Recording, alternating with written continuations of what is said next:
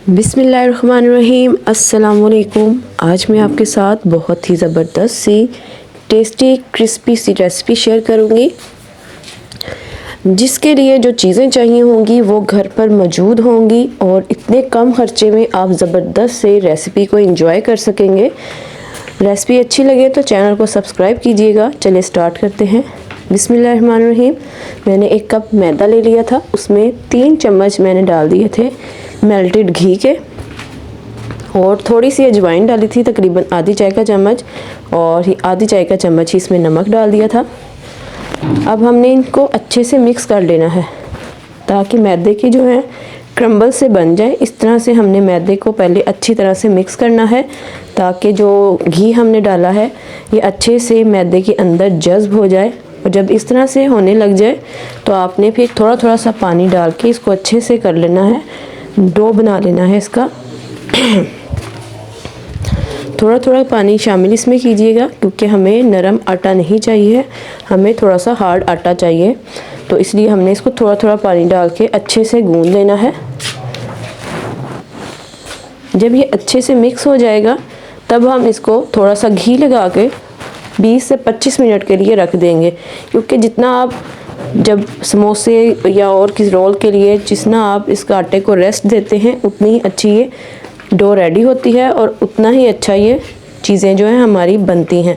इसलिए मैं इसको भी 20 से 25 मिनट के लिए रेस्ट पे रख दूँगी। अब इसकी फिलिंग तैयार कर लेती हूँ। 1 खाने का चम्मच घी लिया था, उसमें मैंने 1 चाय का चम्मच डाल दिया है ज़ीरा। ज़ीरे को थोड़ा सा मैं फ्राई करूँगी।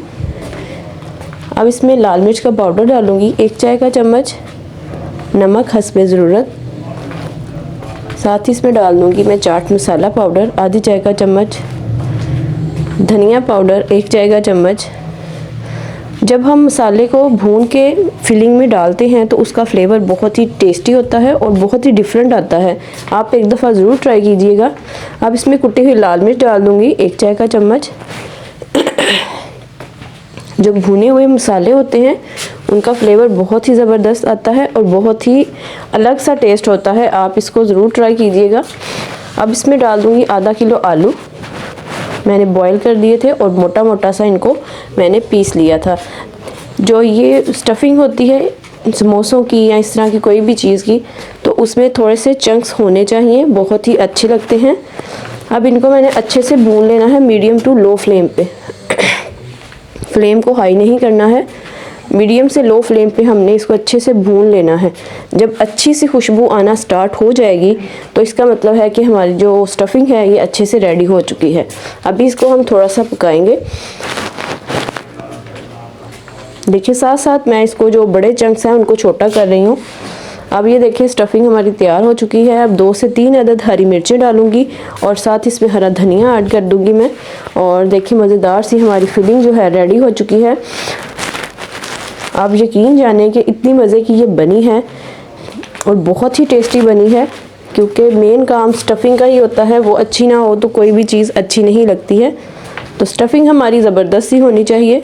आप जब भी स्टफिंग बनाएं इसको लाजमी भुना करें, बहुत ही टेस्टी फ्लेवर इसका आएगा।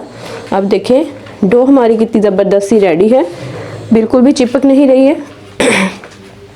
अब मैं इसके छोटे छोटे से बॉल्स बना लूँगी इस तरह से।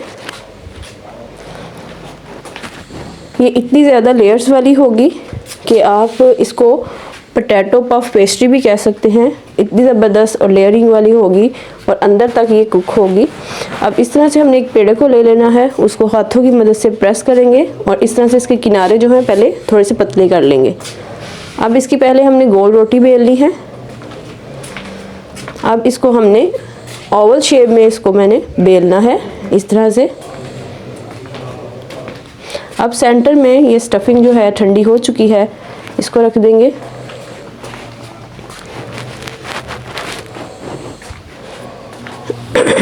अब जो हमने ये स्लरी सी तैयार की थी, मैदे में पानी डाल के गाढ़ा सा पेस्ट बना लिया था, इसको हमने जोड़ने के लिए अब इस तरह से यहाँ पे पहले हम लगा देंगे स्लरी।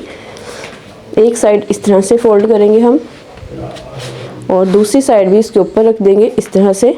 देखिए एक लेयर चलेगी इस तरह से। अब हमने जो दोनों इसके हैं किनारे, उस पे भी हम स्लरी लगाएंगे। अब एक को इस तरह से फोल्ड करेंगे और दूसरे को भी इस तरह से हमने इसके ऊपर फोल्ड कर देना है। ये देखें, बन भी बहुत ज़बरदस्त हो चुका है और इसके देखें कितनी ज़्यादा लेयर्स बनी हैं।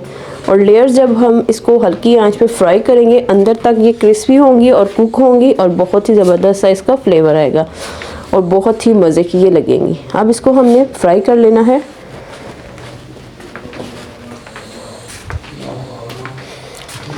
अब इसका कलर चेंज होने तक इसको हमने फ्राई करना है। तकरीबन 5 से 7 मिनट लगेंगे इसको फ्राई होने में। ये देखिए लाइट लाइट सा कलर जो आना है स्टार्ट हो चुका है। अब इसको हम इस तरह से पलटते जाएंगे और अच्छे से इसको हर तरफ से कुक कर लेंगे अच्छे से, क्योंकि लेयर्स इसकी बहुत ज़्यादा हैं। जब ये अच्छे से फ्राई होंगी तभी ये अंदर तक कुक होंगी तो क्रिस्पी भी बनेंगी। ये देखें ज़बरदस्त सी हमारी आलू की पफ पेस्ट्री जो है रेडी हो चुकी है। अब इसको मज़ीद फ्राई करेंगे और खूबसूरत कलर आने तक हमने इसको फ्राई करते रहना है।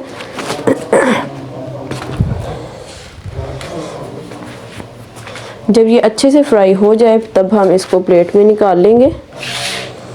आप चाहें तो डार्क कलर भी ला सकते हैं, जैसे आपको अच्छा लगता है।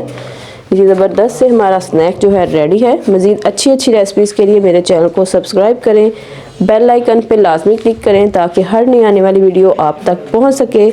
अल्लाह हाफिज़।